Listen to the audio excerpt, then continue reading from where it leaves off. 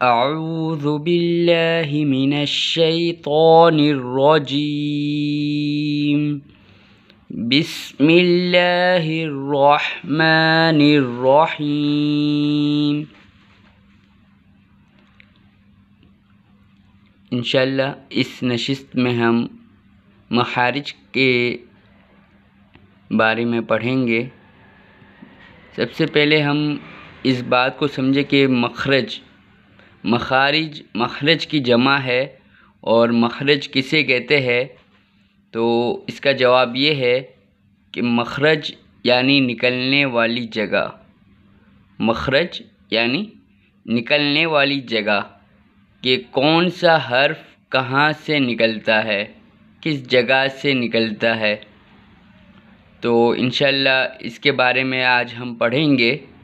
तो हुरूफ तहज्जी अरबी हुरूफ यानी कुल 29 है और मखारिज टोटल 17 है। पहला मखरज हमज़ा और हा। तो ये हमज़ा और हा कहाँ से अदा होते हैं।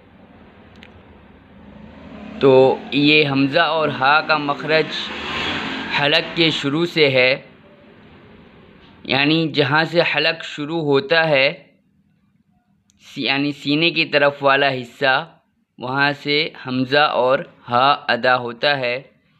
और हलक के दरमियान वाला हिस्सा, वहाँ से आइन और हा अदा होता है। और हलक के आखिर वाला हिस्सा यानी जो हिस्सा मुंह की तरफ है, वहाँ से गौइन और खो अदा होते हैं। ये 3 मखरज हो गए।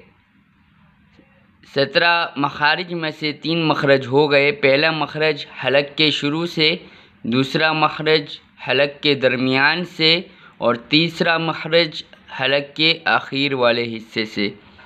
अब चौथा मखरज है ज़ुबान की जर ऊपर वाले तालु के साथ लगाकर। ज़ुबान की जर उसी के ऊपर वाला जो तालु है उसके साथ लगाएंगे तो इंशाअल्लाह कौफ अदा होगा। जैसे कौफ कौफ। अब ये मेरी ज़ुबान की जड़ जो है ऊपर वाले तालु के साथ लग रही है। ऊपर वाले तालु का वो हिस्सा जो ज़ुबान की जड़ के करीब है, तो ज़ुबान की जड़ उसके ऊपर वाले तालु के साथ लगाकर कौफ अदा होता है। और पांचवा मखरज है ज़ुबान की जड़ से थोड़ा आगे बढ़ाकर ऊपर वाले तालु के साथ लगाकर काफ अदा होता है। जैसे काफ काफ। छठा मखरज है ज़ुबान के बीच ऊपर वाले तालु के साथ लगाकर जीम शीन या अदा होते हैं। जीम शीन और या अदा होते हैं।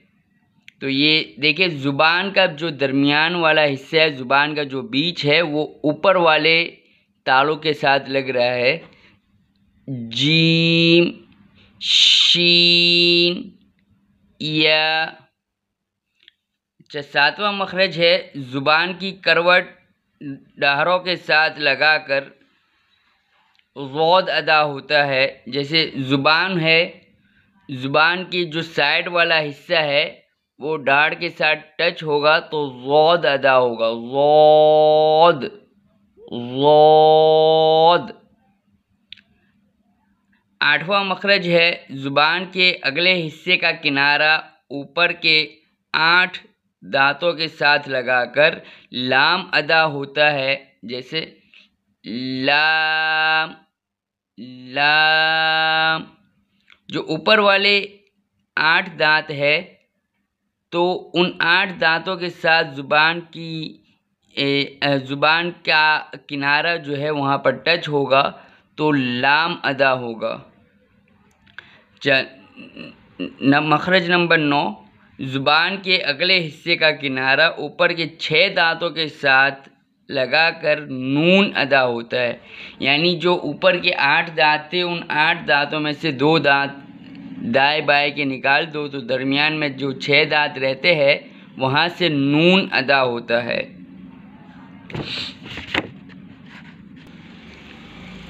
मखरज नंबर 10 है, ज़ुबान के अगले हिस्से का किनारा ऊपर के 4 दांतों के साथ लगाकर रॉ अदा होता है। Raw raw. अब देखिए ज़ुबान का जो अगले हिस्से का जो किनारा है, ज़ुबान का जो किनारा है वो ऊपर के 4 दांतों के साथ टच हो रहा है तो वहाँ से रॉ अदा होता है। Raw raw. इसी तरह 11वां मखरज है, ज़ुबान की नोक उसके बराबर वाले ऊपर के 2 दांतों की जड़ से लगाकर तो, दाल और ता अदा होते हैं। यानी ज़ुबान की जो नोक है उस ज़ुबान की नोक को ऊपर वाले जो दो दांत है तो उसकी जड़, उन 2 दांतों की जड़ के साथ उस ज़ुबान की नोक को टच करेंगे तो दाल और ता अदा होंगे। इसी तरह 12वां मखरज है, ज़ुबान की नोक उसके बराबर वाले ऊपर के 2 दांतों के किनारे के साथ लगाकर सा राल वो अदा होते हैं। ज़ुबान की नोक ऊपर के 2 दांतों के किनारे के साथ लगाकर सा राल और वो अदा होते हैं। इसी तरह 13वां मखरज है, ज़ुबान के ऊपर नीचे के 4 दांत के साथ लगाकर जा सीन सौद अदा होते हैं। जा सीन और सौद अदा होते हैं। यानी कि जो ज़ुबान की जो नोक है वो ऊपर नीचे के दोनों दांतों के साथ टच होंगे। ऊपर नीचे के जो 4 दांत है, ऊपर के 2 दांत, नीचे के 2 दांत, तो ये 4 दांतों के साथ ज़ुबान की नोक को टच करेंगे तो जा सीन सौद अदा होंगे। मखरज नंबर 14 है कि निचले होंठ के अंदर वाला हिस्सा ऊपर के 2 दांतों के साथ लगाएंगे तो फ़ा अदा होगा। फ़ा फ़ा। मखरज नंबर 15 है, दोनों होंठों को मिलाने से बा मीम और वाव अदा होते हैं। बा मीम और वाव अदा होते हैं। मखरज नंबर 16 है, मुंह के अंदर के खाली हिस्से से हुरूफ मद्दा निकलते हैं। मुंह के अंदर के खाली हिस्से से हुरूफ मद्दा अदा होते हैं। हुरूफ मद्दा 3 है, अलिफ मद्दा, वाव मद्दा और या मद्दा। मखरज नंबर 17 है, यानी खैशूम से गुन्ना अदा होता है, यानी नाक वाले हिस्से से गुन्ना अदा होता है। अच्छा, गुन्ना और इख्फा के अंदर फ़र्क ये है कि जब हम गुन्ना करेंगे तो ज़ुबान की नोक ऊपर वाले दांतों की जड़ के साथ टच होंगी, जैसे अन्ना अन्ना। और इख्फा के अंदर ये होता है कि ज़ुबान की नोक ऊपर के दांतों की जड़ के साथ टच नहीं होती बल्कि उससे थोड़ा सा पीछे रहती है, जैसे औंता औंता। तो ये टोटल 17 मखारिज हो गए अल्हम्दुलिल्लाह।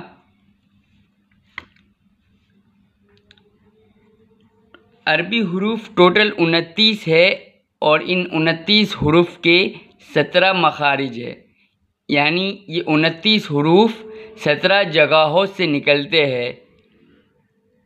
तो उम्मीद है कि इंशाल्लाह आप लोगों को भी समझ में आ गया होगा। अब हम पढ़ते हैं, हम आवाज़ हुरूफ की मश्क करते हैं। हम आवाज़ हुरूफ मतलब ता और तो, ये 2 ऐसे हुरूफ है कि जिनकी आवाज़ बिल्कुल सेम है, एक जैसी है, जैसे अनअमता।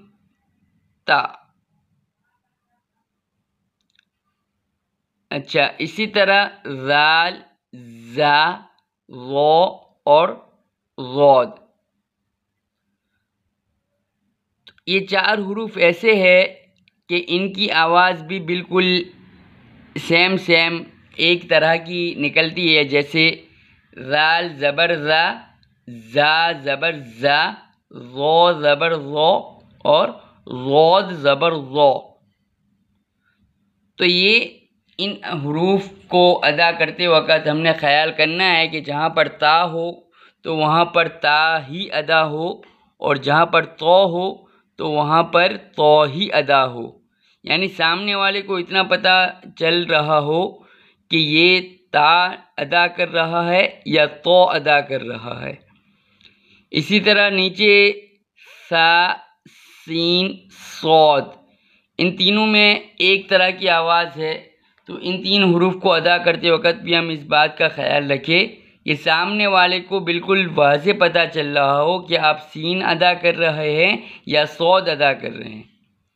इसी तरह हा और हा, ये 2 भी हम आवाज़ है। इसी तरह आइन और हमज़ा है, कौफ और काफ है, हा और खो है। तो ये हरूफ ऐसे हैं जो हम आवाज़ हरूफ कहलाते हैं। तो इन हरूफ को अदा करते वक़्त पूरा ख्याल रखें कि हम अगर तो अदा कर रहे हैं तो सामने वाले को बिल्कुल पता चले कि ये तो अदा किया है। अच्छा, इसी तरह हरूफ मुस्तालिया यानी मोटे हरूफ जो हम तख्ती नंबर 1 के अंदर पढ़ चुके हैं, वो टोटल 7 है। खो, सौद, ज़ोद, गईन, तो, कौफ और ज़ो। इसी तरह सीटी वाले हरूफ ज़ा, सीन, सौद और नरमी वाले हरूफ सा, ज़ाल, ज़ो है। अल्हम्दुलिल्लाह आज की नशिस्त मुकम्मल हो गई। अब इंशाअल्लाह अगली नशिस्त में तख्ती नंबर 2 होगी। अस्सलामु अलैकुम व रहमतुल्लाह।